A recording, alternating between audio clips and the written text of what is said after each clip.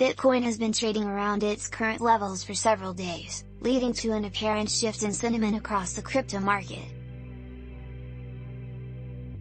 As BTC's price trend to the upside after the US Federal Reserve FOMC meeting, there seems to be an increase in optimism on the crypto market.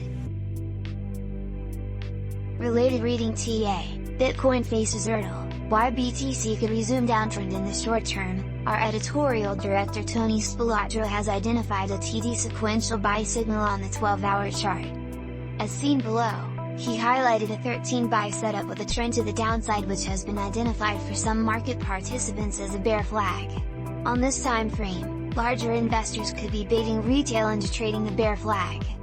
However, the TD Sequential suggests these investors could be entering a trap, as it suggests a short squeeze which could play out as soon as today's daily close. According to Tony's analysis, data from IntoTheBlock records major resistance level for Bitcoin bulls between $37.500 to $38.500. There are over 822,210 BTC which were purchased by 1.06 million addresses which could be seeking to take profit. A successful break above these levels could push BTC back to the $42.000 price mark.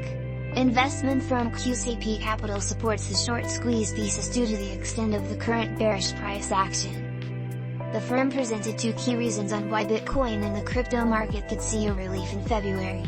First, the U.S. Fed has a light agenda for the coming month until 17 March. On this date, the financial institution could announce a decision on interest rates and a change in monetary policy. However, a 25 basis points (BPS) seems to be priced in. This could contribute with a relief in the crypto market, unless the Fed decides to implement a more aggressive monetary policy. In any case, March could mark a turning point for Bitcoin and traditional markets, as investors will have their eyes on the Fed.